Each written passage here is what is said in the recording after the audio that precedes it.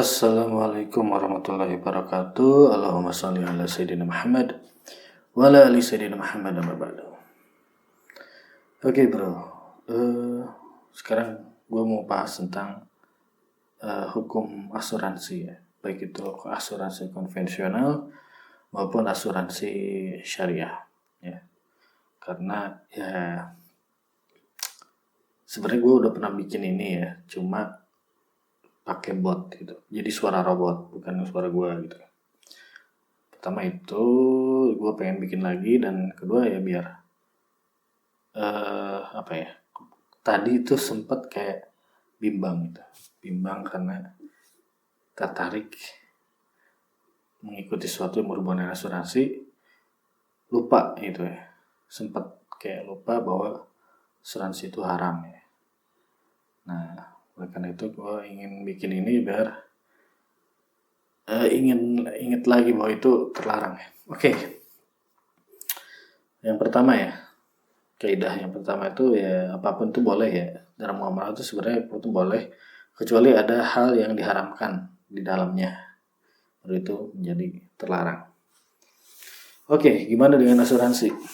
Oke, asuransi itu jadi dari awal itu telah diharamkan ya oleh para ulama baik perorangan maupun lembaga.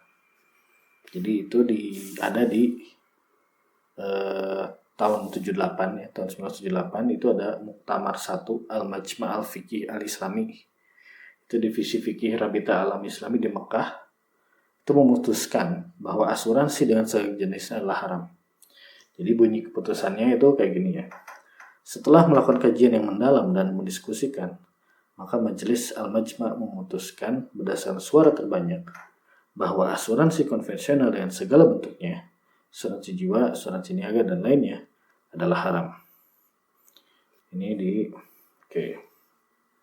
Lalu ada juga di tahun 1985 jadi para ulama Islam sedunia gitu ya, yang berada di bawah OKI dalam konferensi kedua di Jeddah, itu sepakat mengeluarkan keputusan nomor 992 tahun 1985 yang bunyinya, transaksi asuransi dengan premi tertentu yang diselenggarakan oleh perusahaan asuransi merupakan transaksi dengan tingkat goror atau spekulasi yang tinggi. Hal ini membuat hukum transaksi asuransi batal menurut syariat. Oleh karena itu, transaksi ini diharamkan dalam Islam. Lalu ada juga di tahun 2006, AAOFI juga menegaskan kembali haramnya asuransi dalam pasal 26 tentang At-Ta'min Al-Islami ayat 2 yang bunyinya hukum asuransi konvensional menurut syariat adalah haram. Itu sumbernya dari Al-Ma'ayir Asy-Syar'iyyah halaman 364. Oke. Jadi keputusan itu ya. Lalu dalilnya apa aja sih? Kenapa bisa dibilang haram gitu? Ternyata ada beberapa ya. Oke, yang pertama, asuransi ini mengandung goror, guys. Yang pertama ini mengandung goror. Nih, maksudnya gimana? Maksudnya nih, gue pakai bahasa gue aja ya. Jadi ketika kita ikut asuransi nih, kita kan bayar nih premi. Misalnya 1 juta gitu ya. Kita bayar sekali 1 juta, 2 juta. Maksudnya 1 juta bulan ini, lalu 1 juta bulan depan gitu kan. Lalu bulan berikutnya 1 juta lagi. Kita nggak akan pernah tahu kita bayarnya berapa kali. Kita nggak pernah tahu kan. Sampai si uang uang yang ketika kita sakit kan cair tuh. Nah, uang itu kan kita nggak pernah tahu kapan cairnya. Karena kita nggak tahu kita sakit. Nah, di situ ada disebutnya goror. Itu ketidakjelasan kapannya. Nah, di Islam itu terlarang ya goror itu. Yang pertama itu, guys. Nah, itu sesuai dengan hadis Muslim ya. Jadi diriwayatkan dari Abu Hurairah bahwa Nabi melarang jual beli goror di riwayat Muslim. Yang pertama itu. Jadi nggak jelas ya. Kita kan nggak pernah tahu kita kapan akan sakit ya. Jadi bayarnya nggak tahu berapa banyak dan cairnya berapa banyak itu nggak jelas. Ya. Kalau misalnya kredit HP, ya, Nah, ini perbandingannya. Kalau kredit HP kan jelas, misalnya kredit HP misalnya 300.000 selama 12 bulan, jelas gitu kan. Dan lu dapat barangnya gitu, jelas sekian kali. Kalau ini kan nggak jelas gitu kan, sampai kapan lu cair gitu kan. Oke, yang kedua itu asuransi termasuk qimar atau judi katanya.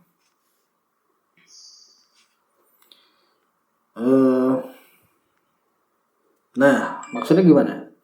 Maksudnya gini, ketika lu ikutan asuransi, ya, udah daftar nih kemarin ya, kemarin daftar gitu kan, bayar misalnya, baru bayar sekali, besoknya misalnya terkena sesuatu ya, yang menyebabkan cairnya uang, apa namanya itu, uang apa sih namanya? Uang dari pihak penanggung ya. Nah, misalnya bayarnya cuma misalnya 500.000, terus lu kena sesuatu sehingga lu dapat uang dari penanggung misalnya 100 juta gitu, padahal lu cuma baru bayar sekali 500.000. Nah itu kan judi ibaratnya kan.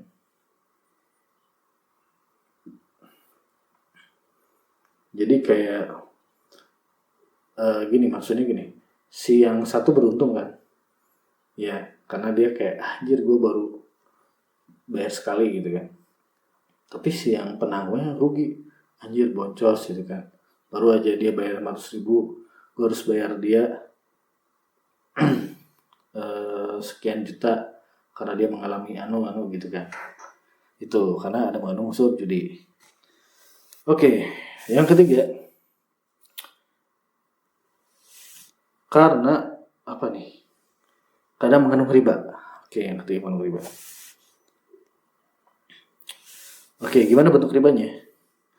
Bentuk ribanya adalah, gue baca dulu, ingat-ingat dulu deh.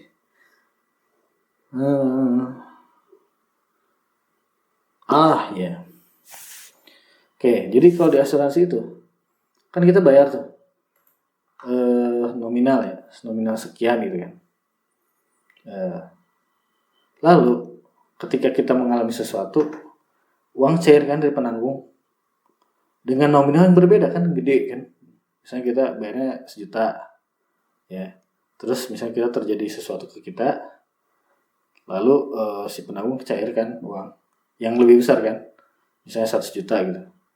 Nah itu kan uang, kita nyetor uang, dibalas uang dengan nominal yang berbeda.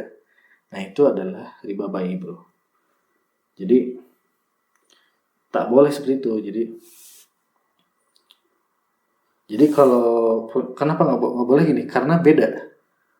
Uang kalau ini rupiah dengan rupiah nggak bisa. Ya.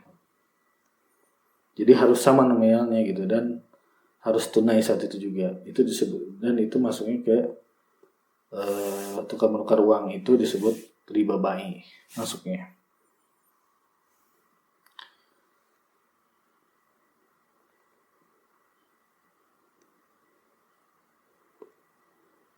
Pada saat riba ba'i itu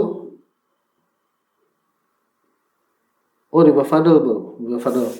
Jadi pada saat saja perbedaan antara nominal premi yang dibayar dan ganti rugi yang diterima, maka transaksi ini dinamakan riba fadl dan nasiah.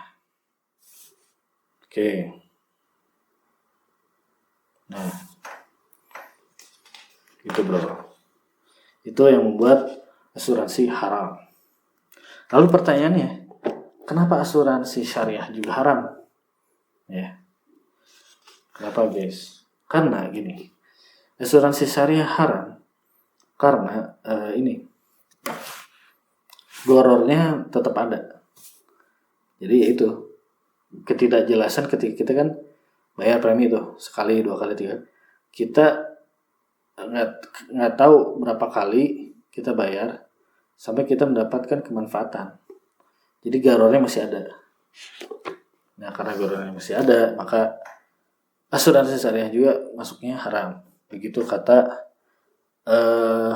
pakar fikih muamalat kontak fikih muamalah Dr. Erwani Tarmizi ya. Jadi bukunya itu Harta Haram Muamalat Kontemporer. Kayak jadi gitu ya guys. Dan turunannya juga masuk. Kalau ketika misalnya produknya haram, maka bekerja di situ pun jadi haram gitu. Seperti misalnya kita makan babi, haram, maka menjual babi itu menjadi haram juga. Ya. Begitupun dengan minuman keras. Ketika kita mengkonsumsinya haram, mengkonsumsi minuman keras haram, maka menjualnya pun haram. Nah begitu juga dengan produk asuransi ya. Ketika kita membeli produknya haram, maka bekerja di situ pun haram. Jadi yang terlibat bekerja di situ pun haram. Ya gitu. Uang yang dihasilkan pun dari situ jadi haram juga. Kayak gitu guys. Jadi terlepas dari itu semua, ya karena bukan kita sok-sok ingin apa ya, sok ingin misalnya apa ya, maksudnya muna gitu ya, muna, wah sok-sok haram muna, bukan. Karena kita kembali pada postulat kita, asik. Postulat kita apa guys? Apa-apa yang dilarang dalam Al-Quran atau hadis, ya atau Islam ya secara umum, itu adalah demi kebaikan kita sendiri. Oke guys, itu yang kita ingat. Dan itu hal yang paling logis yang bisa terlihat dari situ. Contohnya itu misalnya gini, anggaplah lo dari sisi perusahaan ya, dari sisi perusahaan nih, supaya kelihatan nih bahwa ini tuh baik tuh gini.